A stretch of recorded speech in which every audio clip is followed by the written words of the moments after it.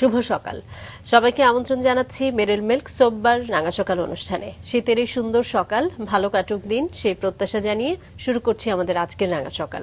2 ঘন্টা জুড়েই আয়োজন রয়েছে আর পুরো রাঙা সকাল পরিবারের সঙ্গে আছি কাজী রওশনারা সাকি, আছি আমি মাসুক। শুভ সকাল আমার তরফ থেকেও। চমৎকার এই সুন্দর সকালে সাকি আছে পাশে, সাকির কাছে যাচ্ছি। সাকি, শুভ সকাল। শুভ সকাল মাসুক, কেমন আছো? আমি ভালো আছি, তুমি কেমন আছো? আমিও ভালো আছি। সাকি, তোমাকে একটা প্রশ্ন করব, সেটা হচ্ছে তুমি নিজেও তো একজন উদ্যোক্তা, তুমি তোমার বিভিন্ন কাজকর্ম খুব সুন্দরভাবে, তারপরেও আসলে ছোট পরিসর থেকে একটা সময় বড় হয়। তোমার কাছে জানতে চাইবো যে মূল বিষয়টা কি উদ্যোক্তা হওয়ার জন্য তোমার কাছে, তোমার দৃষ্টি থেকে? যে কোনো কাজের ক্ষেত্রে আমার মনে হয় মূল বিষয় যেটা, সেটা হচ্ছে কাজের প্রতি সিনসিয়ারিটি এবং একই সঙ্গে লেগে থাকা। আচ্ছা, মানে হাল ছেড়ে না দেয়া। আমি জানি না আমাদের সঙ্গে আজকে একজন সেরকম বিশেষ মানুষই রয়েছেন, তিনি আরো ভালো বলবেন। চলো আমরা তার কাছেই যাই। অবশ্যই এই জায়গাতেই বলতে চাচ্ছিলাম, আমি যদি বলি যে উদ্যোক্তা হওয়ার জন্য নীতি খুব দরকার। অবশ্যই, নিশ্চয়ই নিশ্চয়ই। আজকে কিন্তু আমাদের সেটে আছে নীতি। চলো দর্শককে জানাই। প্রিয় দর্শক, আমাদের আজকের রাঙা সকালের অতিথি উদ্যোক্তা সৈয়দা ফারহানা নীতি। চলুন তাকে স্বাগত জানাই। শুভ সকাল। শুভ সকাল আপনাদেরকেও। কেমন আছেন? ভালো আছি আলহামদুলিল্লাহ, খুব ভালো লাগছে মাছরাঙ্গায় এসে। আমার খুব শখ ছিল যে আপনাদের সাথে গল্প করব, নিজের কিছু কথা বলবো। আসলে আমাদের মানে সবাইকে নিয়ে আমরা কথা বলি, যে কোনো অনুষ্ঠানে গেলে ফ্যামিলি নিয়ে কথা বলি, বাচ্চা নিয়ে কথা বলি, কাজ নিয়ে কথা বলি। নিজের কথাগুলো আসলে বলা হয় না, নিজের মতো করে কত কথা থাকে, বলতে ইচ্ছে করে মাঝে মাঝে যে না কারোর সাথে আলোচনা করি। একদম একদম। এবং আপনাদের পুরো সময় অনুষ্ঠানটা আমার জুড়ে খুবই পছন্দের, খুব শখ ছিল যেখানে আসবো একদিন। আজকে খুব ভালো লাগছে আসতে পেরে। পুরো সময় জুড়ে আপনাকে জানবো আমরা। একদম শুরুতে যদি জানতে চাই, নিজেকে নারী হিসেবে নয় মানুষ হিসেবে প্রতিষ্ঠা করার একটা প্রত্যয় আপনার মধ্যে লক্ষ্য করা গেছে, এটি নিয়ে কি বলবেন? আমি আসলে ছোট থেকেই, এটা আমার বাবার কারণে হয়তোবা, আমার বাবা, আমি তো একমাত্র মেয়ে, আচ্ছা, আমরা 1 ভাই 1 বোন। তো আমাকে উনি মানুষই করেছেন, মানে কখনো আমাকে বুঝতে দেন না আমি একটা মেয়ে। আমাকে অলওয়েজ মানে আমি একটা মানুষ, আমাকে একটা ভালো মানুষ হিসেবে বড় হতে হবে। হ্যাঁ, যেখানে যা প্রবলেম হোক, আব্বা সবসময় বলতেন যা কিছু হোক আমি দেখব, তুমি তোমার মতো চলো, বাহ, তোমার যেটা ইচ্ছা তুমি করবা। হ্যাঁ, যে অবশ্যই ভালো কাজ, নিশ্চয়ই খারাপ কাজে প্রশ্রয় দিবেন না। কিন্তু উনি সবসময় আমার পিছনে মানে ছোট থেকেই বলতেন যে আমি আছি তোমার সাথে। দারুণ দারুণ। বাবা আসলে একটা বড় তুমি কাজ। কখনো নিজেকে মেয়ে মনে করবা না, যে না আমি একটা মেয়ে, আমাকে চুপ করে থাকতে হবে বা সহ্য করতে হবে, হ্যাঁ, বা আমি এটা বলতে পারবো না, প্রতিবাদ করতে পারবো না। আমি আসলে মানে প্রতিবাদী হয়েছি আমার বাবার দেখেই, ওনার কাছ থেকেই। আচ্ছা আচ্ছা, দারুণ দারুণ। আপনার জন্ম তো হয়েছিল দিনাজপুরে, তাই না? জি, আমার নানি বাড়ি দিনাজপুর। আচ্ছা, আমার জন্ম ওখানে, কিন্তু বড় হয়েছি আমরা ঢাকায়, সবকিছুই ঢাকাতে। আচ্ছা, সবকিছু মিলিয়ে যদি একটু জানি, জন্ম তো দিনাজপুরে, নিশ্চয়ই কিছুদিন পরে চলে আসলেন ঢাকায়। জি, ঢাকার সেই পরিবেশ, সেই বেড়ে ওঠা, সেই শৈশবটা নিয়ে যদি একটু শুনি। শৈশব কি আমার মানে আম্মু তো ঢাকাতেই থাকতেন, হয় না মেয়েরা তো প্রেগনেন্ট হলে বাবার বাড়ি যায়, ওই হিসেবে আমার জন্মটা দিনাজপুরে। তবে আমরা সবসময় কানেক্টেড, মানে আমি ঢাকায় বড় হলে কি হয়েছে, আমি মফস্বলের পরিবেশটাতেও বড় হয়েছি। বছরে 1 থেকে 2 বার যাওয়া হতো, মানে যেতে হতো, ঈদে হোক বা খুব আশায় থাকতাম এক্সাম শেষ হবে, তারপর 15 দিন নানি বাড়ি যাবো, থাকবো। হ্যাঁ, তো ওইখানকার পরিবেশটা খুব, ওটা ভোলা যায় না, খুব সুন্দর আমার মানে শৈশবটা ছিল। এখানের একটা আলাদা পরিবেশ। আর আমি যখন বড় হয়েছি আসলে ঢাকার এই পরিবেশ ছিল না আপনারা এখন যেটা পাচ্ছেন। হ্যাঁ, আমরাও যে পাড়া, আমি মোহাম্মদপুরে বড় হয়েছি, তো একটা পাড়া যেরকম থাকে একদম সবাই সবাইকে চিনি আমরা, প্রত্যেকটা বাসায় কয়টা বাচ্চা, কে কোন ক্লাসে পড়ে, হ্যাঁ, সবাই বিকেলে খেলতে আসা একসাথে, ব্যাডমিন্টন খেলা, তো এরকম বিভিন্ন খেলা খেলতাম বিকেলে স্কুল থেকে এসে। ওটা পরিবেশটা অন্যরকম ছিল। তো এখন তো ফ্ল্যাট হয়ে হয়ে আসলে সবাই কেউ আর কারো খবর রাখে না। তারপরে একসাথে ছাদে যাওয়া, ওটা পরিবেশটা আসলেই অন্যরকম ছিল। সেখান থেকে আবার যখন দিনাজপুর যেতাম, ওখানে আরেকটু অন্যরকম পরিবেশ। হ্যাঁ, একদম নেচার, মাটির সাথে মিশে যাওয়া, মাছ ধরা, নৌকায় চড়া। হ্যাঁ, বাড়ির পিছনে পুকুর ছিল, নৌকা ছিল, আমি খুব এনজয় করতাম এগুলো। মানে এমন অনেক কাজই করেছেন যেগুলো হয়তো বা শহরে আসলে করা হতো না। আমার ওই এক্সপেরিয়েন্স গুলো আছে, মানে আমার নিজেরই মনে হয় আমার শৈশবটা অনেক সুন্দর কেটেছে। হ্যাঁ, মানে এখানেও যেমন সুন্দর কেটেছে, ওই ছুটির সময়গুলো তো খুব সুন্দর কেটেছে। নিশ্চয়ই, আসলে প্রত্যেকের শৈশবেই নানা বাড়ি দাদা বাড়ির একটা প্রভাব থাকে, আর সেটা যদি গ্রামের হয় তাহলে তো আসলে কোনো কথাই নেই। আমার নানা বাড়িটা একদম গ্রামে, মফস্বল শহর যেটা দিনাজপুর, কালীতলা বলে এটাকে, সবাই চিনে কালীতলা বললে। তো শহর প্লাস সবকিছু, শহরের সুবিধাও আছে আর বাড়ির পেছনে গ্রামের সেই আভাটাও জি। আছে, প্রকৃতি, পুকুর যেটি বলছিলেন। আপনি মানে পাড়ার ভিতর ঢুকলেই আমরা সকালে যখন নাইট কোচে হোক বা ট্রেনে হোক জি। যখন পৌঁছাতাম, সকালে শিউলি ফুলের ঘ্রাণ, তারপরে আপনার ওই খেজুর পড়ে আছে, সব ফল পড়ে আছে, ওটা অন্য একটা পরিবেশ। আর মানে ছোট এরকম থেকে শীতের দিনে এটা এনজয় করেছি। মানে আর আমি এরকম শুধু শীতের দিনে ম্যাম খেজুরের রস কিন্তু বাদ গেল।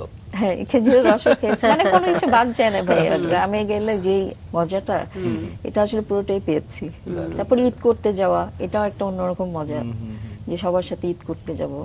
আসলে আমাদের বাইরে খুব কম মেশা হয়েছে, যেটা আমি বলবো। ছোট থেকে আমাদের পরিবারেই এত লোকজন, পরিবারের ভিতরেই আমাদের সবকিছু। আচ্ছা আচ্ছা, তারপরে তো ধীরে ধীরে একটু একটু বড় হলেন, জি, জি। স্কুলে যাওয়া শুরু হলো। কোন স্কুল ছিল প্রথম? আমার স্কুল ছিল আপনার মোহাম্মদপুরে একটা গার্লস স্কুল, আচ্ছা। কিশোরালয় উচ্চ বালিকা বিদ্যালয়। শুধু তো পড়াশোনা করা হতো বিষয়টা এমন না, আপনি তো অনেক অ্যাক্টিভিটির সঙ্গেও অ্যাক্টিভ ছিলেন। ছিলাম। একটু শুনি যে আপনি গান করতেন, হ্যাঁ, আঁকাআঁকি স্কুলে করতেন। গান করতাম, জি। আঁকাআঁকি করতাম, মানে আসলে কিছুই, মানে আমার বাবার কথা ছিল সবকিছুই শিখবা, পারি না এটা বলা যাবে না, আচ্ছা। কম পারো কিন্তু জানো সবকিছু। দারুণ দারুণ। হ্যাঁ, তো সেই হিসাবে আমারও সাহস ছিল, তো সবকিছুতেই টিচাররাও ডাকতো, যে কোনো কিছুতে ভালো করি না করি মানে যেতাম সাহস করে। মায়ের প্রসঙ্গে একটু জানতে চাই। হ্যাঁ, আমার মা তো সার্বক্ষণই একদমই আসলে- গৃহিণী, খুব শান্তশিষ্ট জি, জি। মানুষ। হ্যাঁ, আমার বাবা অনেক অ্যাক্টিভ, আমার মা এত অ্যাক্টিভ না, মানে উনি খুবই শান্ত স্বভাবের। হ্যাঁ, তো উনি চেয়েছিলেন আমি ডক্টর হব, আচ্ছা। তো ওটাতে আমি হই নাই, আমার ইচ্ছে ছিল না, এই আর কি। আর মা তো নাই। পরবর্তীতে কি হয়েছেন সেটা তো আসলে বিশাল একটা গল্প, একটা জার্নির পরে সেটা হয়েছে। সেটাই। সেই জিনিসগুলো আমরা শুনবো, কিন্তু আপনার সম্পর্কে যে তথ্য আছে দর্শককে জানাই। হ্যাঁ, অবশ্যই।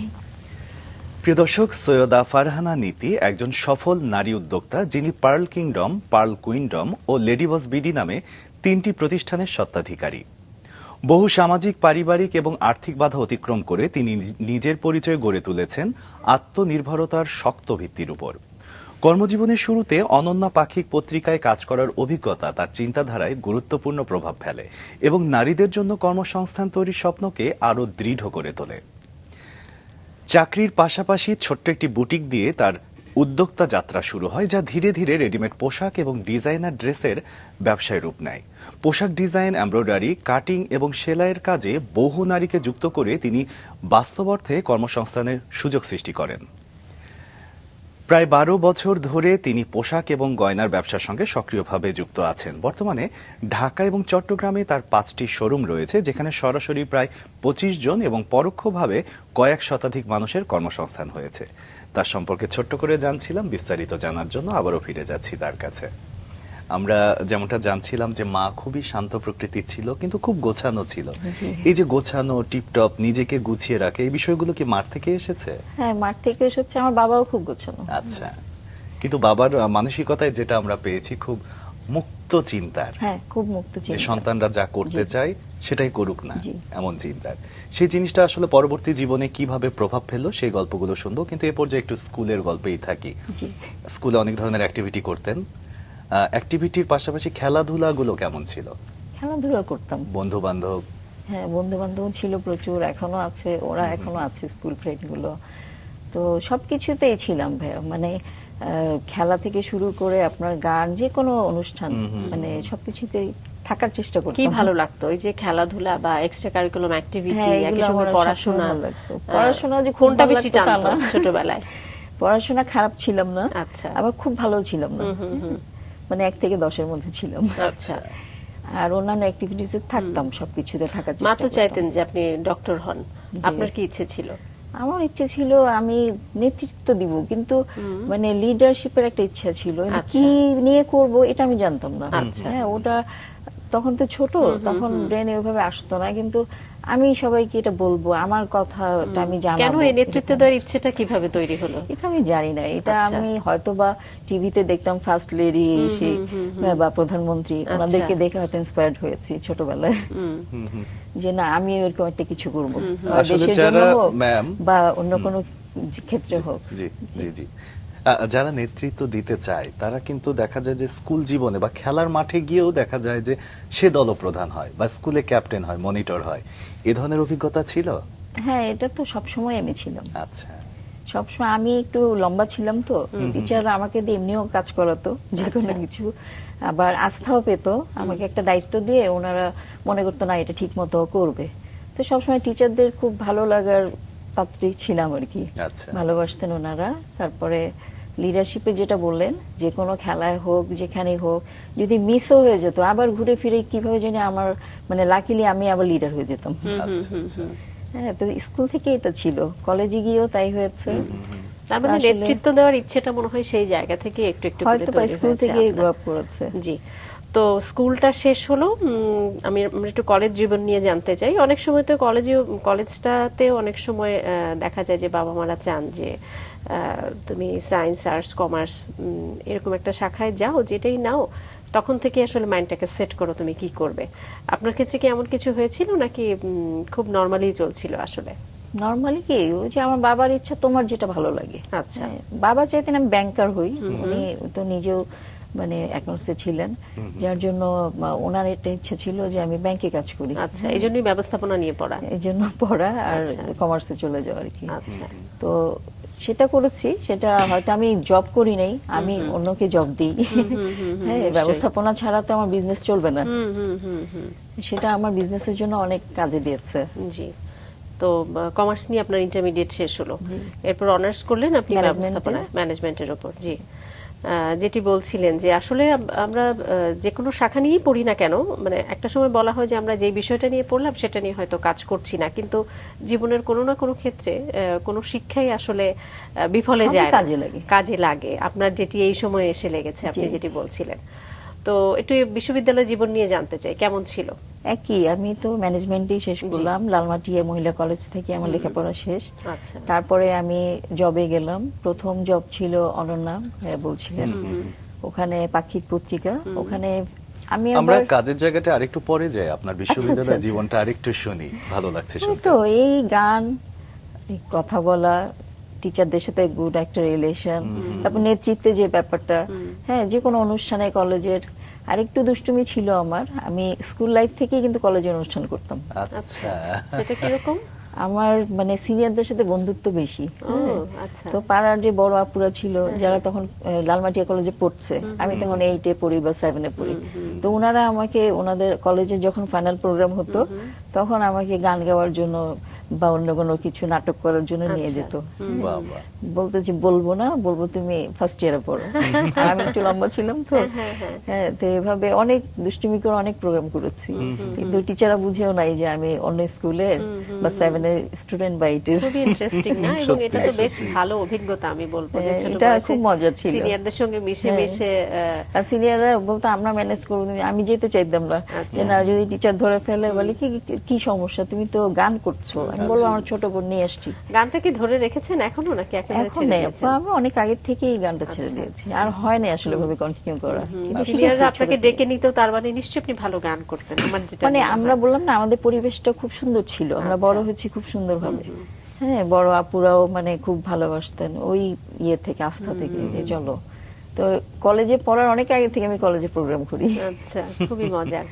জীবনের আসলে প্রতিটি বাঁকে বাঁকে মানুষের ভালোবাসা মানুষের আসলে ভেতর থেকে আরো একবার নতুন করে আবিষ্কার করায়। যেমন একবার আবিষ্কার করাতে পারে শিক্ষকরা। অনেক সময় দেখা যায় যে অনেক শিক্ষকের পড়ার এমন ধরনেই পড়াশোনাটা অনেক ভালো হয়ে যায়, বা বন্ধুত্বপূর্ণ আচরণেই আগ্রহ জাগে যে পড়াশোনা আরেকটু ভালো করে। ভালো করা যায় এরকম কোনো কিনা। শিক্ষক ছিল? হ্যাঁ, আমাদের একজন ম্যাডাম ছিলেন, মাকসুদা ম্যাডাম, আচ্ছা। লালমাটিয়া কলেজে। উনি এত সুন্দর করে কথা বলতেন, অ্যাকাউন্টিং করতে ইচ্ছে করতো না, এক সময় খুব বিরক্ত হতাম, ভালো লাগছে না। তো উনি এত সুন্দর করে বুঝাতেন, তখন ওনার সাথে গল্প করতে করতেই শেখা হয়ে যেত। আচ্ছা। তো ওনার কথা খুব মনে পড়ে, বহুদিন ওনার ক্লাস করেছি, তো ওনার সাথে ছিলাম। আচ্ছা। এরকম আছে অনেক টিচারই আছেন যে যাদের কথা বলা যায়, আসলে এখন ওই মনে পড়ছে না সবার নামটা। বিশ্ববিদ্যালয় জীবনের আরেকটি গুরুত্বপূর্ণ বিষয় হচ্ছে ক্যাম্পাসে এবং বন্ধু বান্ধবদের সাথে আড্ডা। বন্ধু মহলে আসলে কেমন জনপ্রিয় ছিলেন, একই সাথে কোনো বন্ধুকে এখন এসে মনে পড়ে কিনা, বা যোগাযোগগুলো তাদের সাথে কেমন আছে, সবকিছু মিলিয়ে শুনি। আমি আসলে ভাই আড্ডা জিনিসটা আমার লাইফে একটু কম হচ্ছে। আচ্ছা। কম হচ্ছে কেন, আমি নিজে খুব বেছে বেছে বন্ধুত্ব করি। মানে আমার বন্ধুর সার্কেলটা অনেক বেশি না, আচ্ছা। যে অনেক বন্ধু পরিচিত বলতে পারেন, সবার সাথে হাই হ্যালো, বাট বন্ধু যদি সত্যিকারের বন্ধুত্ব, যেটা আমি খুব বেছে বেছে বন্ধুত্ব করি। এটার কারণ কি? এটার কারণ আমি খুব বেশি সবার সাথে যে বললাম না, সবার সাথে হাই হ্যালো বা সবার সাথে মানিয়ে নিয়ে চলার ইচ্ছেটা আমার কম। আচ্ছা। আর নিজের কাজের ব্যস্ততা, আমি স্টুডেন্ট লাইফ থেকেই ডিজাইন করি। আচ্ছা। আমার ড্রেস কিন্তু আমি সবসময় নিজে ডিজাইন করে পড়তাম। বাহ, বাহ, আচ্ছা সেটা আপনার যে সানন্দা পত্রিকা বলেন, ইন্ডিয়ান যে কোনো পত্রিকা, বাংলাদেশি পত্রিকা দেখে ডিজাইনগুলো নিয়ে কাপড় কিনে সেভাবে করে তৈরি করতাম। আচ্ছা, আচ্ছা সেটা কখন স্কুল লাইফ থেকে নাকি স্কুল কলেজ লাইফ থেকে, 8-9 আচ্ছা। থেকে। আমি কখনো মানে রেডিমেড কাপড় পরে ঈদ করিনি। মা কি আমি সেলাইয়ের আমার কাজ জানতেন? মা জানতেন, কিন্তু আমি বাইরে থেকে করাতাম। মানে আমি আচ্ছা। হচ্ছে যেই সব মানে মুম্বাই ফ্যাশন শো গুলোতে যে সব আচ্ছা। ড্রেস হতো, আপনি ডিজাইনটা করতেন? ডিজাইনটা করতাম। আচ্ছা তো সব ডিজাইন করে আমি তখন থেকে নিজের একটা ব্যস্ততা ছিল আলাদা। আচ্ছা। আছে না যে ভাইয়া যেটা বললেন আড্ডাটা, আসলে ওইভাবে আড্ডাটা সত্যিকারে হয় নাই। আর আমার নিজেই অনেক কাজিন, অনেক ভাই বোন ছোট, তো ওদের সাথেই আড্ডাটা হতো। দেখা যাচ্ছে বাসায় পড়া শেষে সবাই একসাথে হলাম, আমরা সব কাছাকাছি থাকতাম। হ্যাঁ, তো বাইরের আড্ডাটা খুব কম হয়েছে। তার মানে পড়াশোনা আদার্স অ্যাক্টিভিটি এটার পাশাপাশি একটা ভালো লাগার জায়গা ছিল আপনার কাপড় ডিজাইন করা। ডিজাইন করা আমার নিজস্ব কিছু কাজ, মানে নিজের জন্য কাজ করা। হয়তো আমি একটু সময় পেলাম, আমার টেবিলটা গুছালাম, হ্যাঁ আমি একটা কিছু তৈরি করলাম আমার রুমে রাখার জন্য, এরকম। মানে আমি যেটা দেখতাম আমি করার চেষ্টা করতাম। আচ্ছা এক ধরনের শৌখিনতা কাজ জি। করতো। তো ওই জন্য ওই যে ওইভাবে যে আড্ডা দেওয়া, একটু সময় বাইরে, ওটা খুব কম হতো আমার। আচ্ছা, দেখা আচ্ছা। যাচ্ছে আমার ক্লাস শেষ, আমি সোজা চলে আসলাম, এসে তখন আমার মাথায় ঘুরতাচ্ছে আমি এই লেসটা কিনে এই জিনিসটা বানাবো বা এই পটারিটা কালার করব, ওই জিনিসটা কিনতাম, কিনে বাসায় আসতাম, এসে তখন কাজ করতাম।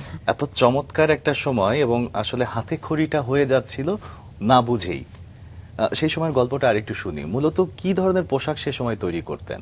আমি যখন ডিজাইন করি তখন মানে ট্রেন্ড ছিল এমব্রয়ডারি কাজ করা, হ্যাঁ, আচ্ছা। জর্জেট কাপড়ের উপরে বা শিফনের উপরে এমব্রয়ডারি। তখন দুই একটা ড্রেস আমি কিনেছি, কেনার পরে মনে হলো এটা তো আমি নিজে আরো সুন্দর করে বানাতে পারি। তখন প্রথমে আমি আমার তো আর্টের প্রতি একটু ঝোঁক ছিল, আচ্ছা। আর্ট করা শুরু করলাম। আর্ট করে মনে হলো এই ডিজাইনটা এইভাবে এখানে দিলে ভালো লাগবে, ওভাবে দিলে ভালো লাগবে, এভাবে নিজে চিন্তা করে কালার কম্বিনেশন চিন্তা করে আমি নিজের জন্যই বানানো শুরু করলাম।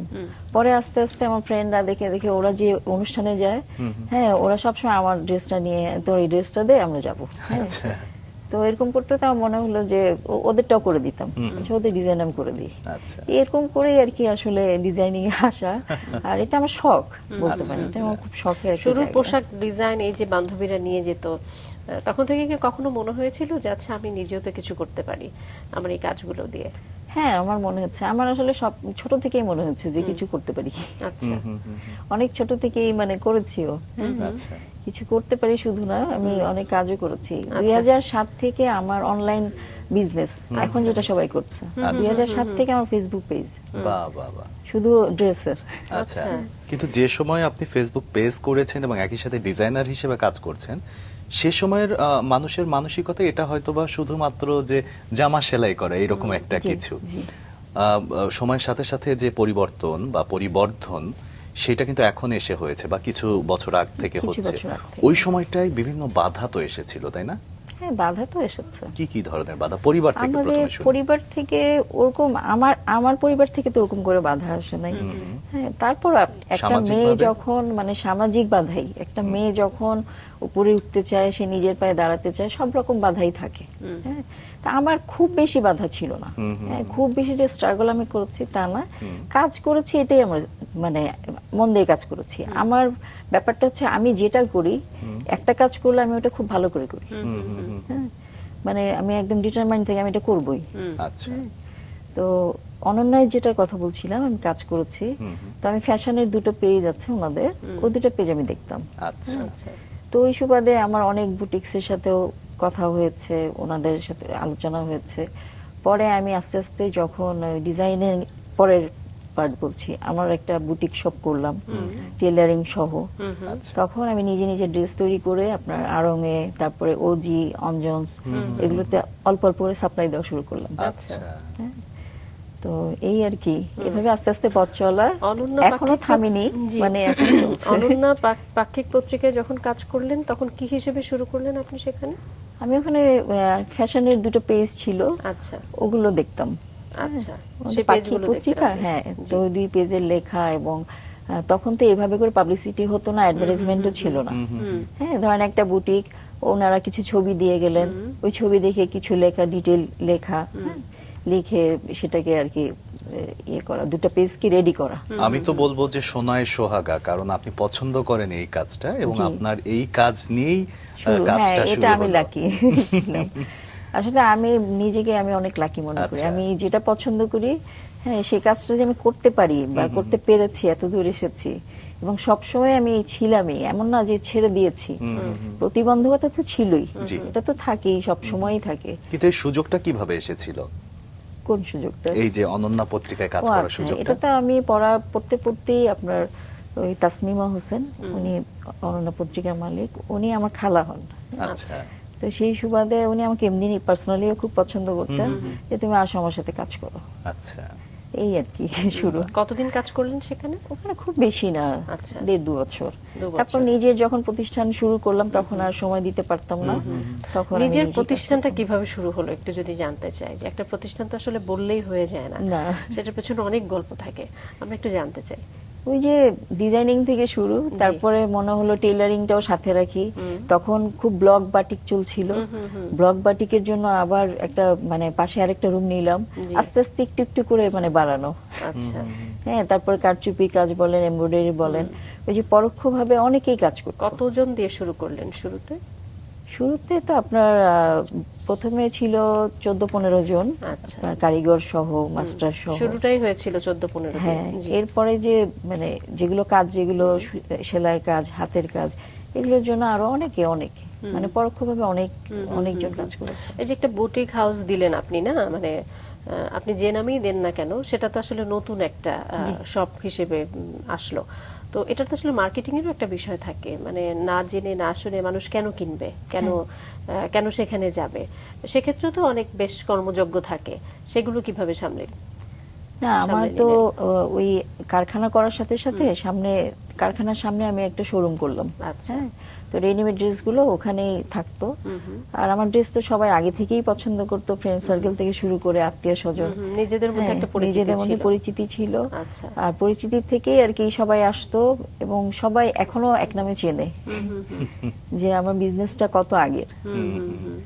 এই আর কি। শপের নামটা কি দিয়ে শুরু করলেন? ওটা ছিল প্রথমটা প্রিয়াঙ্গন ফ্যাশন। প্রিয়াঙ্গন, খুব সুন্দর একটি নাম। এই যে প্রিয়াঙ্গনে আপনি বলছেন যে শুরুতেই আপনি কারখানা দিলেন এবং একই সাথে সামনে একটা শপ ছিল, সেখান থেকে মানুষ প্রোডাক্ট কিনতো, কিন্তু কারখানা দেওয়ার পরিকল্পনাটা কিভাবে হলো এবং একই সাথে কারখানাটা দেওয়ার জন্য এক ধরনের ইনভেস্টমেন্ট দরকার হয়, যেটা একজন উদ্যোক্তার জীবনের সবচেয়ে কঠিন একটা বিষয়। এই বিষয়টা কিভাবে? হ্যাঁ, এই manage জায়গাগুলোই করলেন? হচ্ছে স্ট্রাগলের জায়গা, যে শুনতে যদি চাই বলেন আমরা। প্রতিবন্ধকতা, প্রথমেই তো আপনাকে বাবা হোক বা হাজবেন্ড হোক, কেউ কখনোই ইনভেস্টমেন্ট করতে চাইবে না, যে না কি করবে না করবে কি হবে। তো প্রথম তো ছোট থেকে ইনভেস্টমেন্ট শুরু, কম করে। হ্যাঁ, আচ্ছা। প্রথমে আপনার টেলারিংটা শুরু করলাম, তারপরে ব্লক, বাটিক, কারচুপি, এমব্রয়ডারি, মানে ধীরে ধীরে, বুঝতে মানে স্টেপ বাই স্টেপ। হয়তো 20,000 টাকা খরচ করলাম, পরে আবার 50,000 খরচ করলাম, পরে আবার মানে লাভ থেকে আরেকটু হয়তো বাবার কাছে নিলাম বা কারো সাপোর্ট নিলাম, নিয়ে এভাবে করেছি। আচ্ছা। এই যে প্রথমে 20,000, তারপর 50,000, তারপর আরো একটু বাড়লেন, আমরা শুরুতেই মাসুক আমাকে একটা প্রশ্ন করছিল যে উদ্যোক্তা হওয়ার পেছনের মূল মন্ত্রটা আসলে কি হতে পারে। তো উদ্যোক্তারা বেশিরভাগ ক্ষেত্রেই যেটা হয়, 20,000 টাকা আপনি যেটা ইনভেস্ট করলেন, তখন আসলে যদি সেই টাকাটা ব্যাক না আসে, তাৎক্ষণিকভাবে কিন্তু একটা ডিমোশন হয়, মানে মেন্টাল ডিমোশন, মনে হয় যে না আমার কি আসলে আগানোটা সম্ভব। আপনার ক্ষেত্রে আসলে কি হয়েছিল? এই যে পরপর আপনি 20-50 আস্তে আস্তে বাড়তে লাগলেন, শুরু থেকেই কি আপনি আমার শুরু থেকে আমি কখনো লস করিনি আজ আচ্ছা। পর্যন্ত, আলহামদুলিল্লাহ। বাহ। আজ পর্যন্ত আমি কোনো লস করিনি, কোনো বিজনেসই না। হয়তো খুব লাভ করি নাই, আচ্ছা। বাট এটা আমার নিজস্ব একটা কনফিডেন্স যে আমি পারবো। তার মানে আপনি যা ইনভেস্ট করে আসছিলেন আপনার সেটা উঠে আসছিল। জি। আচ্ছা, চমৎকার চমৎকার। আর এটা আমার সবসময়, এখনো পর্যন্ত আমার এই কনফিডেন্স আছে যে আমি যেটা করব মানে করার মতো করবো, আর আমি পারবো বলে আমি করবো। যেটা আমি পারবো না, আমি সাইডে যাবো না। আচ্ছা, বাহ, আপনি বেশ সফল বলা যায় এই ক্ষেত্রে। 14-15 জন দিয়ে আপনি শুরু করলেন, সেটা কি নারী উদ্যোক্তা নাকি নারী ছিল, ছেলে? পুরুষ ছিল, আচ্ছা, হ্যাঁ, নারী mixed পুরুষ ছিল। আপনি নারী কর্মসংস্থানের পেছনে মানে বেশি ফোকাসড, আমরা জি, যতটুকু জি। জেনেছি। এটার পেছনের কারণ কি হতে পারে, বা আপনি কি ভেবে আসলে নারীদেরকে বেশি কর্মসংস্থানের সুযোগ দিলেন? এটা আসলে আমি ছোট থেকে দেখেছি আমাদের বাসায় যে মানে আপনার গৃহকর্মীরা থাকে, ওদের গল্প শুনতাম। আমি তো একমাত্র মেয়ে, জি, জি। হ্যাঁ, আমরা এক ভাই এক বোন। তো আমার তো ওরকম সঙ্গী নেই, আমি হয়তো পড়ছি, ওরা হয়তো ঘর মুছছে, একটা গল্প আমাকে বললো কষ্টের, আচ্ছা। হ্যাঁ, তো আমি মন দিয়ে শুনতাম, আচ্ছা এত কেন তোর কষ্ট, তোর টাকা নেই? তখন বলতাম আমি এই টাকাটা দিয়ে এটা করি সেটা করি, হ্যাঁ, সংসার চালাতে হয়। তখন আমি বলতাম যে যারা বিয়ে করেছে তাদেরকে বলতাম, তাহলে তুমি কেন সংসার চালাবা, সে চালাবে। তো ওরা বিভিন্ন মানে অজুহাত দেখাতো, মানে দেখতাম যে ওদের কষ্টটা, হ্যাঁ। তখন মনে হতো সব মেয়েরই উচিত যে ইনকাম করা। ও হয়তো বাসায় কাজ করে যে টাকাটা পাচ্ছে, এটা দিয়ে সে কিছুই কভার করতে পারছে না, হ্যাঁ। তখন মনে হতো, তখন আমি বলতাম তুই সেলাইয়ের কাজ কর, আমি তোকে ফলস লাগানোর কাজে দিব, শাড়িতে ফলস লাগাবি, তোকে টাকা দিব। এরকম করে আস্তে আস্তে ওদের গল্পগুলো শুনে আসলে আমি কষ্ট পেতাম, হ্যাঁ। তারপর আশপাশে অনেক কিছু, অনেক ঘটনা দেখতাম। আমার এখনো মনে হয় যে আরো আরো অনেক কাজ করা উচিত মেয়েদেরকে নিয়ে। একটা মেয়ের যদি নিজের শক্তি না থাকে তাহলে তাকে মানে অনেকভাবে অপদস্থ করে, মানুষ অপদস্থ হতে হয়। ম্যাম, আপনারা তো এক ভাই এক বোন, জি।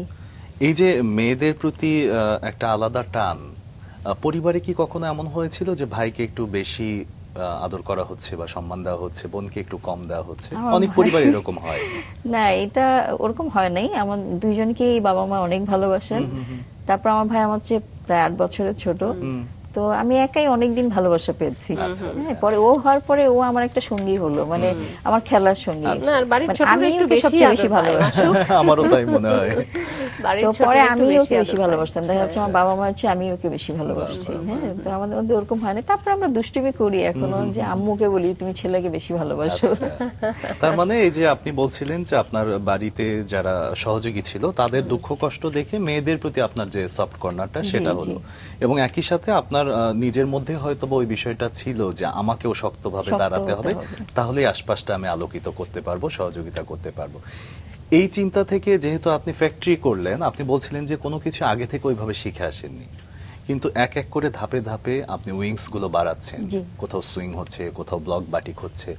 এই যে ডিফারেন্ট বিষয়গুলো, এগুলো সম্পর্কে আসলে সম্মুখে একটা ধারণা না থাকলে কিন্তু চালিয়ে নিয়ে যাওয়া যায় না।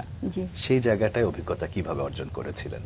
আসলে কাজ করতে করতে অভিজ্ঞতা, ওই যে নিজে যে নিজেরটা করতাম না আগে থেকে, তখন তো আমি জানতাম সুইং করলে কত টাকা লাগে, কত খরচ হয়, হ্যাঁ, আমি কত টাকা পেমেন্ট করছি।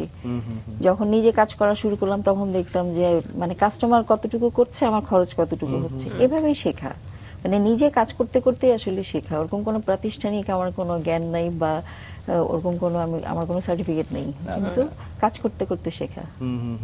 বললাম না, লস করি নাই, হয়তো বা অনেক লাভ হয় নাই, কিন্তু কখন আমি লস করিনি। আচ্ছা। সেই জায়গা থেকে একটু ছোট ছোট করে আজকে আপনার 3টি প্রতিষ্ঠান দাঁড়ালো। জি। একটু জানি একদম শুরুতে কোনটা শুরু করলেন? শুরুতে তো এই যে আমার বুটিকটা ছিল, এখনো আছে, হ্যাঁ, সব আইটেমই আছে মেয়েদের। প্রিয়াঙ্গন। প্রিয়াঙ্গন ছিল, ওটা এখন লেডি বস বিডি। আচ্ছা, প্রিয়াঙ্গনটাই এখন লেডি বস বিডি হিসেবে জি। আছে, যেটা চিটাং এ আমার শোরুম আছে। আর অনলাইন তো বললাম 2007 থেকে আচ্ছা, সেটাও কি লেডি বস নামই আছে এখনো? লেডি বস নামে আছে। আচ্ছা। আচ্ছা, আর যেটা আমাদের ফ্যাশন জুয়েলারি, হ্যাঁ, যেটা পার্ল কুইন্ডম, এটা হচ্ছে মেইনলি আমার বাবা বিজনেসটা করতেন। উনি বিজেএমসিতে জব করতেন, তার পাশাপাশি বিজনেসও করতেন। আচ্ছা। তো গুলশান 2-এ ওনার শপ ছিল।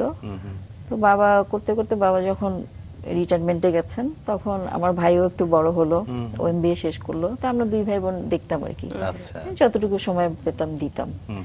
এই ওখান থেকে আবার তখন নেশা হলো, আচ্ছা আমি এই কাজটাও করি। আচ্ছা। আমি ফ্যাশন জুয়েলারিটাও যেহেতু জানি, আমরাই তো হেল্প করতাম বাবাকে আচ্ছা। যে কোনো কিছু পছন্দ করতে। তো এটা ওখান থেকে মাথায় আসলো, ওখান থেকে তখন বাবারটা তো দেখতামই, নিজে আলাদা করে শুরু করলাম। আচ্ছা। এই আর কি। সেটা ওখান সেটা থেকে কবে থেকে starting। শুরু করলেন আলাদা করে? আলাদা করে আমি অনেক দিন থেকেই করছি, প্রায় 5-6 বছর ধরে। আচ্ছা। এখন শোরুম আর কি একটা একটা করে বাড়ানোর চেষ্টা করছি। বর্তমানে কতটি শোরুম? এখন চিটাগাং এ আছে পার্ল কুইন্ডম একটা, এখন রিসেন্টলি ঢাকায় 2টা করব। আচ্ছা। এটা আর চিটাগাং এ লেডি বস বিডি আছে, আর এখানে পিঙ্ক সিটি শপিং মলে যেটা বাবার বিজনেস পার্ল কিংডম, এখানে আমার 3টা শপ আছে। আচ্ছা। চলছে আলহামদুলিল্লাহ। এই যে পোশাক থেকে একদমই গহনা, এটাও একটা নান্দনিক বিষয়, কিন্তু এখানে যে আসলেন দেখা যাচ্ছে ক্লায়েন্টগুলো একটু ডিফারেন্ট, তাদের চাহিদা একটু ডিফারেন্ট। এই যে চাহিদা মাফিক তাদেরকে সার্ভিসটা দেওয়া, এই ক্ষেত্রে আসলে কোন বিষয়গুলো আপনারা বেশি খেয়াল রাখেন? এটা অবভিয়াসলি তাদের পছন্দের দিকে আমাদের খেয়াল রাখতে হয়। তাদের টেস্টের একটা ব্যাপার থাকে, আচ্ছা। হ্যাঁ, যে কে কি পছন্দ করছে, কি ট্রেন্ড চলছে, আর আমরা তো আসলে বাইরের ট্রেন্ড বেশি ফলো করি। হ্যাঁ, তো ওগুলো সবকিছু মাথায় রেখে, যেমন আমার ফ্রেন্ড যারা আছে, বললাম ফ্রেন্ড সার্কেল যারা, ওরা একটা শাড়ি হয়তো নিয়ে চলে আসলো আমার শপে, যে নে এটার সাথে কি পরবো তুই ম্যাচিং করে দে। আচ্ছা। হ্যাঁ, তো সবকিছু ম্যাচিং করে দিলাম। তো বেশিরভাগ সবাই এটাই করে, এসে হয়তো আমাকে দায়িত্ব দিয়ে দেয়। এখানে একটা জিনিস আছে, আমার প্রতি সবার একটা আস্থা বা একটা ভালোবাসা, এক প্রকার হ্যাঁ, এই নির্ভরতা। জিনিসটা আমি খুব পেয়েছি, আমি ভালোবাসাটা খুব পেয়েছি সবার কাছে। হ্যাঁ, এটা অনেক বড় আস্থার জায়গাটা সাপোর্ট। তো নিশ্চয়ই একদিনে তৈরি হয়নি। হ্যাঁ, একদিনে তো তৈরি হয়নি, ওই যে ধীরে স্কুল থেকেই তৈরি হয়েছে। জি, কতজন নিয়ে শুরু করলেন? এই যে যেটা বাবার বিজনেস ছিল, আপনি যেটি বলছিলেন যে আমাদের এখন income যেটা। 22 জন আমাদের কর্মচারী, আচ্ছা। হ্যাঁ, যারা সেলসে এখন কাজ 22 জন। করছে। হ্যাঁ। আপনি শুরু করেছিলেন কতজন দিয়ে? আমার বাবা শুরু করেছিলেন, আচ্ছা। আমি তো তখন শুরু করি নেই, তখন ছিল 8-9 জন। আচ্ছা, এখন আমাদের সব বাচ্চা এক এক শপে আপনার 5 জন 6 জন করে কর্মচারী তো থাকে, আর পরোক্ষভাবে তো অনেকেই কাজ করে। হ্যাঁ, যারা সামনে কাজ করছে তাদের কথা বললাম, অনলাইনে একটা টিম আছে, তারা আলাদা কাজ করে। এখন তো আপনার মানে পৃথিবীর সাথে তাল মিলিয়ে চলতে হবে। দিনে ধরেন কাজ করছে সেলসম্যানরা, রাতে কাজ করছে অনলাইনে কর্মচারীরা। একজন নারী উদ্যোক্তা, সে ধাপে ধাপে এগিয়ে যাচ্ছে এবং একের পর এক নিজের প্রসার ঘটাচ্ছে। একজন নারী হিসেবে বিভিন্ন ধরনের সামাজিক বাধা আপনার মোকাবেলা করতে হয়েছে। সেই সামাজিক বাধাগুলোর জায়গা একটু শুনবো, কারণ কষ্ট ছাড়া আসলে কোনো কিছুই সফলতা পাওয়া যায় না। অবশ্যই প্রত্যেকটা কাজের জন্য আপনাকে কষ্ট পেতে হবে। আপনার পরিবার যতই সাপোর্টিভ হোক, তারপর একটা সময় গিয়ে দেখবেন যে আর সাপোর্ট করছে না। হ্যাঁ, আজকে বলা হ্যাঁ ঠিক আছে তোমার ঠিক আছে, আবার দেখা যাচ্ছে পরশুদিনে তাদের চেহারা চেঞ্জ। হ্যাঁ, এরকম অনেক কিছু সাফার করেছি আসলে। সবাই তো সবাই তো কষ্টের গল্প করে, আমি যেন কষ্টের গল্পটা করতে না, চাই। তারপরও কষ্ট আসলে সফল মানুষদের কষ্টগুলো সুন্দর হয়, এবং যারা আসলে এই ধরনের কাজ করতে চায় তাদের জন্য এক প্রকার অনুপ্রেরণা হয়। আমরা দুই একটা গল্প শুনি। না, আমি যেমন নতুন একটা শপ নিতে চাইলাম, আমার আম্মুই নিষেধ করলো যে তোমার বাবার আছে, তোমার আলাদা করে করতে হবে কেন একই বিজনেস? আচ্ছা। হ্যাঁ, ওরা তো তোমাদেরই।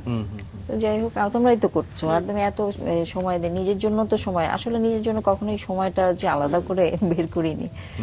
তো আমার আম্মুই চায় নাই, হ্যাঁ, আমার পরিবার থেকে তখন, যে উনি চেয়েছে যে না দরকার কি আছে তো। তো তখন আমি ওনাকে বুঝালাম না আমি করব, মানে আমি আমার একটু জেদু কাজ করে। হ্যাঁ, আমার যেটা মনে হয় আমি এটা করব, মানে ওটা আমি করি। পজিটিভ জেদগুলো থাকা ভালো আমার মনে হয়। তো পরে আমি মানে করলাম যখন, তো এখন আম্মু হ্যাপি, যেন ঠিক আছে, মানে করেছে ভালো হয়েছে। এটা কি ম্যাম আপনি তখন একদমই নিজের একটা পরিচয় তৈরি হোক এই উদ্দেশ্যে করা? হ্যাঁ, অবশ্যই। আচ্ছা, দারুণ দারুণ। আসলে প্রত্যেকেরই একটা নিজের পরিচয় দরকার হ্যাঁ, আছে, কি এটা বলেন স্যার? কি আগে থেকেই ছিল, নিশ্চয়ই নিশ্চয়ই। এটা আমার আগের থেকেই শখ ছিল যে নিজের একটা ইচ্ছা। হ্যাঁ, মানে আমার জন্য কারো কাছে বলতে না হয় যে আমার যে দরকার। এটা আমার একদম ছোট থেকে, যে আমি বলবো না কাউকে যে আমি কারোটা নিব না। মানে আছে না যে কেউ, আপনি যদি আমাকে খুশি হয়ে একটা গিফট করেন সেটা আলাদা কথা, নিশ্চয়ই। যে আমি কারোর উপর ডিপেন্ড করব না। এটা আমার একদম অনেক আগের থেকে, নিশ্চয়ই। আমি কারোর উপর ডিপেন্ড করে চলবো এই না। যে নিজের পরিচয় না, নিজের একটা আইডেন্টিটি তৈরি হওয়া প্রত্যেকটা মানুষের ক্ষেত্রেই তো আসলে জরুরি। মানে আপনার কাছে কি মনে হয় যে নারীদের জন্য আসলে এটা কতটা জরুরি? এটা তো খুবই জরুরি। এটা তো আমার কাছে মনে হয়, আমি প্রত্যেকটা প্রোগ্রামে গিয়ে গিয়ে বলি যে একটা মেয়ের জন্য এটা যে কি জরুরি। ইনফ্যাক্ট আমি যখন আমার বান্ধবীদের সাথে বসি, কখনো ওরা যখন ফ্যামিলি নিয়ে, বাজার নিয়ে, রান্না নিয়ে গল্প করে, আমি ওদেরকে বলি এই যে সময়টা নষ্ট করতেছো, আল্লাহ তোমাকে বাচ্চা দিয়েছে, তোমার বাচ্চা তোমাকে মানুষ করতে হবে। তুমি যে গল্প করতেছো আমরা যে মানুষ করে দিব না, তোমার প্রবলেমগুলো তোমাকে সলভ করতে হবে, কিন্তু নিজের জন্য কিছু চিন্তা করো, নিজে কিছু করার চেষ্টা করো। এই যে পার্টিতে এসে বা একসাথে বসে গল্প, ওই একই গল্প। হ্যাঁ, হয়তো অন্য আপুরা শুনলে রাগ করতে পারে, আমার সাথে একমত না হতে পারে। আমি তো একদমই, এটা আমার মানে পছন্দের বাইরের কাজ, যে আমার বাসার গল্প আমি করব কেন? আমাকে ওটা আল্লাহ দায়িত্ব দিয়েছে, ওই দায়িত্ব আমাকে পালন করতে হবে। ওটা করার পরে আমি আমার কাজে যাব। হ্যাঁ, তো আমি ওদেরকে বলি এই যে আধা ঘন্টা তুমি নিজের জন্য কিছু ভাবো, বা কিছু করার চেষ্টা করো, বা কোনো গরিব মানুষকে হেল্প করো। তা আমি এগুলো চিন্তা করি যে আমরা যে বসবো 10 মিনিট, আমি যেন প্রোডাক্টিভ কিছু এখান থেকে বের করতে পারি, হ্যাঁ, কাউকে হেল্প করতে পারি। একদম। কিছু না পারলেও 10 জনের কাছে 10 টাকা করে উঠিয়ে আমি একটা গরিব মানুষকে দিয়ে দিলাম। তো এগুলো আমি করিও একসাথে কোথাও বসলে। একদমই গঠনমূলক চিন্তা এবং চেতনা নিজের মধ্যে সবসময় লালন সব করার সময় যে থাকে। আর ব্যাপারটা। ওই যে আমার কাছে ওগুলো মনে হয় যে এগুলো তো আমার দায়িত্ব, এটা আল্লাহ আমাকে দিয়েছে, এটা আমার অন্যকে বলে বা এটা কোনো কমপ্লেইন করার কিছু না, মানে এটাই সাবজেক্ট না। True. গল্পের সাবজেক্ট এটা হবে না। গল্পের সাবজেক্ট থাকবে তুমি কাউকে হেল্প করো, নাহলে কোনো একটা কাজ করো, না হলে আসো আমরা 10 জন মিলে একটা কাজ করি। হ্যাঁ, ওই যে যেটা বললাম যে মেয়েদের একটা নিজস্ব পরিচয় অবশ্যই খুবই প্রয়োজনীয়। বিভিন্ন সময় নারীদেরকে নিয়ে আসলে আপনার যে দৃষ্টিভঙ্গি সেটা আসলে সমাজকে আলোকিত করার জন্য যথেষ্ট আমার মনে হয়, এবং এভাবেই যদি প্রত্যেকেই নিজ নিজ অবস্থান থেকে ভাবে তাহলে সমাজটা আরো আলোকিত হতে খুব বেশি দেরি নেই। কিন্তু নারীদেরকে নিয়ে কাজ করার ক্ষেত্রেও কিছু বাধা আছে। সব নারী চাইলেই কাজ করতে পারে না। আপনি যেমনটা বাধা পার করে এসেছেন, সবার জন্য এটা সম্ভব হয় না। আপনি কি কি বাধা পেয়েছেন বা তাদের ক্ষেত্রে কি কি বাধা আপনি লক্ষ্য করেছেন? প্রথম বাধা তো আপনার যেটা মূলধন, জি। যেটা দিয়ে আপনি স্টার্ট করবেন, এটা তো আপনার কারো না কারো হেল্প নিতেই হবে। যদি কেউ না করে সেটা প্রথমেই শেষ হয়ে গেল। আচ্ছা। আপনাকে আগে একটু চিন্তা করতে হবে। আর যদি আপনার নিজের কিছু করার ইচ্ছা থাকে, অল্প অল্প সেভিংসও আমরা করতে পারি, হ্যাঁ, সেটা হাত খরচ থেকেও করতে পারি। জি। এমন না যে লাখ লাখ টাকা নিয়ে আমাকে উদ্যোক্তা হতে হবে। একদম আবার অনেকে আছে শুধু প্ল্যানই করে, করব করব করব, হ্যাঁ, প্ল্যান এক্সিকিউট করে না। একদম। আমার কথা হচ্ছে কম আপনার কাছে 10,000 আছে, এটা দিয়ে আপনি শুরু করেন। শুরু করলে অবশ্যই মানে এগোবে। যতক্ষণ আপনি স্টার্ট না করবেন এতক্ষণ তো গল্প করে লাভ নেই। একদম। তো আমি এই চিন্তা থেকেই বললাম যে প্রত্যেকটা নারী যারা করতে চায় কোনো কাজ অনেক ছোট থেকেই শুরু করতে পারে। আর বাধাগুলো যেমন প্রথম বাধাই হচ্ছে আপনার যেটা মূলধনের বাধাটা, হ্যাঁ, ওটার স্টার্টিং এ আপনার কারো না কারো হেল্প তো নিতে হবে। অবশ্যই। হ্যাঁ, বা আর যদি নিজের কিছু থাকে ছোট করেই শুরু করেন, এটা প্রথম বাধা থাকে, হ্যাঁ, এটা পেরোতে হবে। এরপরে হয়তো শাশুড়ি বলবে রান্না করো নাই, না করে কাজে চলে গেলা, হয়তো আরেকজন বলবে এটা করো নাই, এটা না করে সংসারের দায়িত্ব পালন করছো না। তো ওগুলো এক কান দিয়ে শুনে এক কান দিয়ে বের করে দিতে হবে যদি আপনি কাজ করতে চান। একদম। ওয়ার্কারদের ক্ষেত্রে এই ধরনের কোনো কিছু ফেস করেছেন যে ওয়ার্কাররা আসতে পারছে না, খবর নিয়ে জানলেন যে এরকম কিছু হচ্ছে? হ্যাঁ, এরকম ফেস করেছি। ওয়ার্কাররা তো অনেক মানে ডিস্টার্বও করে অনেক সময়। এই কারণে হয়তো আপনি ডেলিভারি টাইম দিলেন একটা, ওয়ার্কারদের জন্য কমিটমেন্টটা রাখতে পারলেন না। এগুলো তো ফেস করতে হয় ভাইয়া, বিজনেস করলে এগুলো ফেস করতেই হবে। মানে আপনার কথার দামটা ওদের জন্য থাকবে না। হ্যাঁ, তো এগুলো তো কন্টিনিউ হতেই থাকে। ছোট ছোট কিছু এগুলো চ্যালেঞ্জ এগুলো নিয়ে থাকেই। আসলে হ্যাঁ, কাজ করা। একদম কাজ মানে আপনার জন্য পথ সুন্দর সুগম হবে, প্রত্যেকটা জায়গাতেই প্রবলেম আছে। হ্যাঁ, আপনার প্রবলেমগুলো ফেস করে আমাদের কাজ করতে হয়। আমরা যদি একটু জানি যে এই যে আপনার দীর্ঘ 12 বছরের ব্যবসায়িক জীবন, মানে সেখান থেকে আসলে আপনি সবচেয়ে বড় শিক্ষা আসলে কি নিয়েছেন বা কি পাচ্ছেন এখন অবধি? সবচেয়ে বড় শিক্ষা আমার যেটা মনে হয়, থেমে থাকা যাবে না। প্রবলেম আসবে, প্রবলেম ফেস করতে হবে, আপনাকে সেই সাহস রাখতে হবে। হ্যাঁ, যে না আপনি কান্নাকাটি করে না আমার এটা হচ্ছে না বা আমি এটা করতে পারলাম না, হ্যাঁ, আমি হয়তো পারবো না, ভেঙে পড়া যাবে না, লেগে থাকতে হবে, যেটা আপনি প্রথমে বলছিলেন। হ্যাঁ, এটা সবচেয়ে বড় কথা যে আমাকে মানে থেমে গেলে আপনি থেমে গেলেন, থেমে যাওয়া যাবে না। অনেকে অনেক কিছু বলবে আপনাকে দমানোর জন্য, অনেক কিছুই বলবে যে হ্যাঁ তুমি এটা করছো, এটা তো সামাজিকভাবে এটা কি, এটা কি তুমি ড্রেস সেল করছো, স্ট্যাটাসের সাথে যায় না, তো এই না সেই না, অনেক কিছু বলবে। তো ওগুলো শোনা যাবে না যদি আপনার কাজ করার ইচ্ছা থাকে। আর যদি ইচ্ছা না থাকে তাহলে প্রথমে না শুরু করাই ভালো। তারপরেও আমি বলবো যে জীবনটা এত সহজ নয়, মাঝে মাঝে এমন কিছু ঘটে যেটা আসলে ছকের বাইরে, সেটা আমাদেরকে ফেস করতে হয়, অনেক সময় ভেঙেও ফেলে আমাদেরকে, সেখান থেকে আবার নতুন করে জেগে উঠতে হয়, শুরু করতে হয়। আপনার জীবনে এমন কোনো ঘটনা ছিল? হ্যাঁ, কেন থাকবে না, সবার জীবনেই থাকে এরকম অনেক বড় বড় ঘটনা থাকে, তাই না? যে যখন মনে হয় যে না আর পাচ্ছি না, হাল ছেড়ে দেই। যেটা বললেন যে ওয়ার্কারদের ব্যাপারগুলো থাকে, আরো অনেক আছে যেগুলো পার্সোনাল হয়তো আমি বলতে চাচ্ছি না। এরকম অনেক বড় ঘটনা আমার লাইফে ঘটেছে। তো হাল ছেড়ে দেওয়ার মতোই, মানে আমার জায়গায় অন্য কেউ থাকলে হয়তো বা হাল ছেড়ে দিত। হ্যাঁ, তা আমি হাল ছাড়িনি। আমি যে জায়গায় ছিলাম আমি আমার জায়গাতে অটল ছিলাম, যে না আমি আমার জায়গাতে, আমাকে যতই ভাঙার চেষ্টা করুক আমি ভাঙবো না। একদম একদম। তো আমি মনে করি প্রত্যেকটা মেয়ের মনে এটা আসা উচিত, মানে ভেঙে যাওয়া যাবে না। ভেঙে গেলে আপনি শেষ হয়ে গেলেন। হ্যাঁ, তারপরে তো বাকিটা আল্লাহর ইচ্ছা, আপনাকে কতটুকু আল্লাহ মানে হেল্প করবে, সফল করবে, এটাই। কিন্তু নিজেকে ভেঙে যাওয়া যাবে না। এত বছরের পরিশ্রম, মানে এই যে ব্যবসায়িক জীবনটা যদি জানি যে এখন এসে কি মনে হয়, মানে কোন অর্জনটা আসলে আপনাকে তৃপ্তি দেয়? এই যে আমার এই পরিচয়টা আপনারা বলছেন সুন্দর করে, এটাতে তো অবশ্যই তৃপ্তি পাই যে আমি একজন বিজনেস ওম্যান, জি। এবং আমি অনেকজনের কর্মসংস্থান করেছি, আরো অনেকে জন্য অনেক কিছু করার বাকি আছে, জি। করার ইচ্ছেও আছে। জি। হ্যাঁ, তো এই ইচ্ছে পোষণ করি, এটাই, এটা ভালো লাগা। আর এখন ওই যে নিজস্ব একটা পরিচয়, নিজের পরিচয়টা সবচেয়ে বড় ভালো লাগার জায়গা। নিশ্চয়ই, নিশ্চয়ই। আপনি আরো দুই একটি সংগঠনের সঙ্গে মনে হয় জড়িত আছেন, একটু যদি হ্যাঁ। জানতে চাই। আমি একটা সংগঠনের সাথে জড়িত আছি, আমরা করব জয়। জি। হ্যাঁ, এটা হচ্ছে স্পেশাল চাইল্ডদের মাদের জন্য। আচ্ছা। তারপরে বিধবা নারী যারা, হ্যাঁ, সিঙ্গেল মাদার, আচ্ছা। এদেরকে আমরা হেল্প করি বিভিন্ন ভাবে, আর্থিক হেল্প কোন করি। চিন্তা ভাবনা থেকে আপনি যুক্ত হলেন যদি একটু জানতে চাই? আমার একটা ফ্রেন্ড আছে ফাহিমা সুলতানা, ও জি। আপনাদের অনুষ্ঠানেও এসেছিল। জি। হ্যাঁ, তো ও হচ্ছে ফাউন্ডার এবং প্রেসিডেন্ট, আমি হচ্ছে ভাইস প্রেসিডেন্ট। আচ্ছা। তো ওই যে আপনাকে বললাম, আমি ছোট থেকেই যারা গৃহকর্মী তাদের দুঃখগুলো আমাকে খুবই কাঁদায়। হ্যাঁ, তো ওই জায়গাগুলো থেকে অনেক মহিলা আছে, ভাইয়া যেটা বললেন, সবাই তো প্রতিবাদী না, বা সবাই কাজ করার মানসিকতাও রাখে না, সাহসও রাখে না, বা ওই পরিবেশটা থাকে না। হ্যাঁ, তো ওরকম অনেক নারী আছে যারা, বিশেষ করে যারা স্পেশাল চাইল্ডের মা, আমি এদেরকে দেখেছি, অনেক কাছ থেকে দেখেছি। আমার এক বোন আছে, তার বাচ্চাকে দেখেছি। তো ওর জীবনটা দেখো, আমি খুব কষ্ট পেয়েছি, যে কি কষ্ট, ও না নিজে বাইরে কিছু করতে পারে, না নিজের জন্য কিছু করতে পারে। তো এইসব বাচ্চাদেরকে আমরা যদি একটু হেল্প করি, ওদের বিভিন্ন ইনস্ট্রুমেন্ট লাগে, ডক্টরের ট্রিটমেন্ট লাগে, বিভিন্ন খাবার লাগে, এগুলো অনেকে তো এফোর্ড করতে পারে না। হ্যাঁ, এই জায়গাগুলো আমরা যদি দেখি, সরকার তো অনেকভাবে অনেক কিছুতে হেল্প করে, কিন্তু এই জায়গাগুলোতে আমার মনে হয় একটু কম হেল্প পায় সবাই। তো তারপরে বিধবা নারী যারা আছেন, যারা বয়স্ক মহিলা, ওনারা তো বাইরে গিয়ে কাজ করতে পারবেন না, তো ওনাদেরকে যদি আমরা একটু সাহায্য করতে পারি। হ্যাঁ, তো এই মানে চিন্তাগুলো থেকেই এখানে জয়েন করা। আচ্ছা। তো ফাইমার এই কাজগুলো আমার ভালো লেগেছে বলে আমি ওর সাথে একসাথে আছি আর কি। ব্যক্তিগত জায়গা থেকে কাজগুলো করছেন নাকি কোনো সহযোগিতার হাত আছে? না, আমরা ব্যক্তিগতভাবেই, আমরা কয়েকজন আছি প্যানেলে। হ্যাঁ, আরো আমাদের অনেক সদস্য আছে, সবাই আমরা অল্প অল্প করে একটা ফান্ড তৈরি করে একজনকে হেল্প করি, দুইজনকে হেল্প করি, এরকম। হয়তো বা এটা আরো অনেক বড় পর্যায়ে যাবে এক সময়। উদ্যোগ তো ছোট থেকেই শুরু হয়। নিশ্চয়ই, নিশ্চয়ই।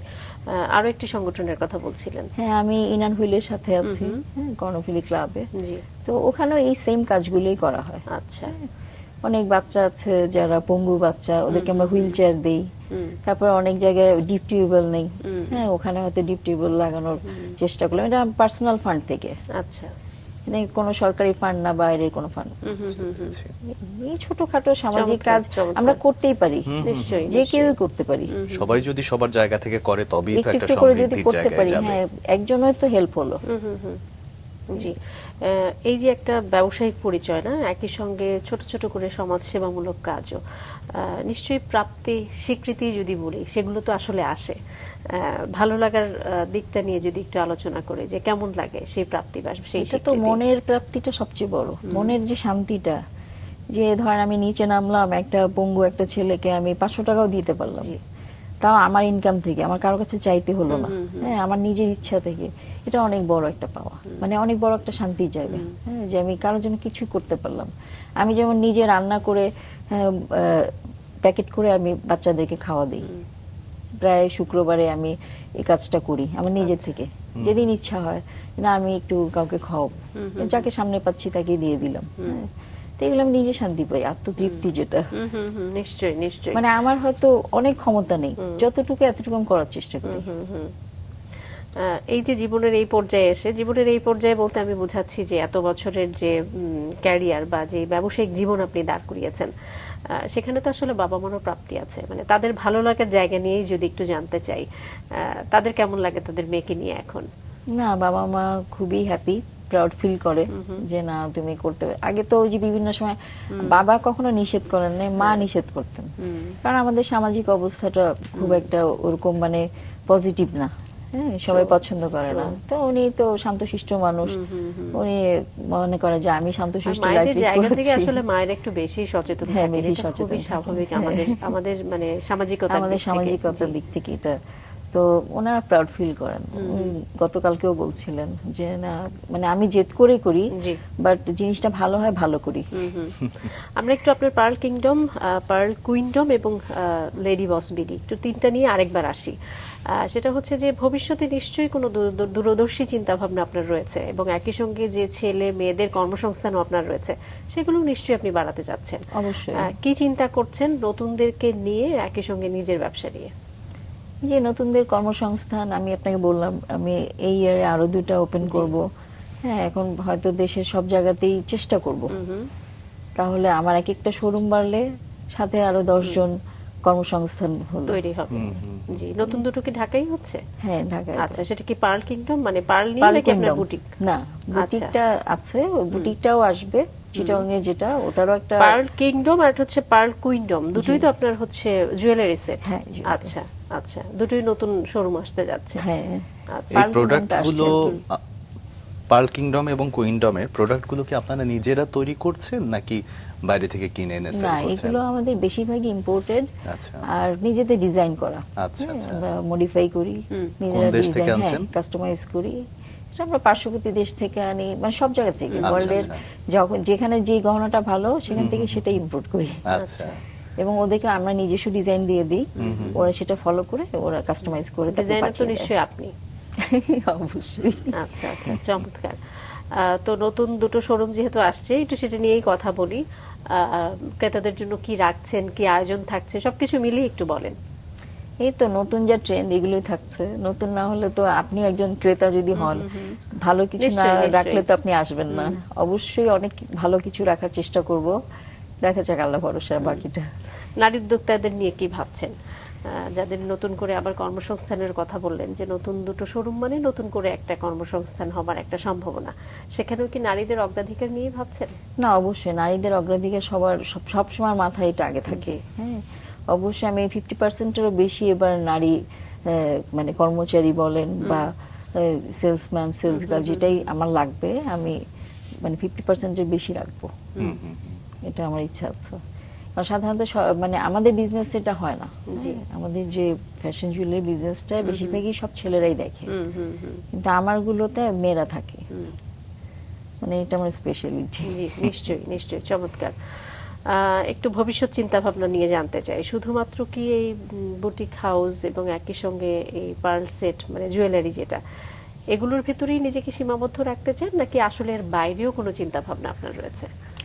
এর বাইরে চিন্তা ভাবনা কি, ব্যবসা করতে করতে আর চিন্তা ভাবনার জায়গা থাকে না আসলে। এটাকেই আপনার বিজনেস এমন একটা জিনিস, আপনার যখন বাড়তে থাকবে আপনাকে এটাকেই বাড়াতেই থাকবে। হ্যাঁ, আর সামাজিক কিছু কর্ম, যেটা কর্ম আমি কাজ করছি, হ্যাঁ, কাউকে একটু হেল্প করা যতটুকু পারি নিজের থেকে, এটা করার চেষ্টা করি। আর নিজের ভালো লাগার জায়গা, গান শোনা, গান করা। যেহেতু আমার দাদা গান গাইতেন, আমার বাবা গান গাইতেন, হ্যাঁ, আমার ফ্যামিলিতে মোটামুটি সবাই গান করেন, আমার ভাইও গান করে।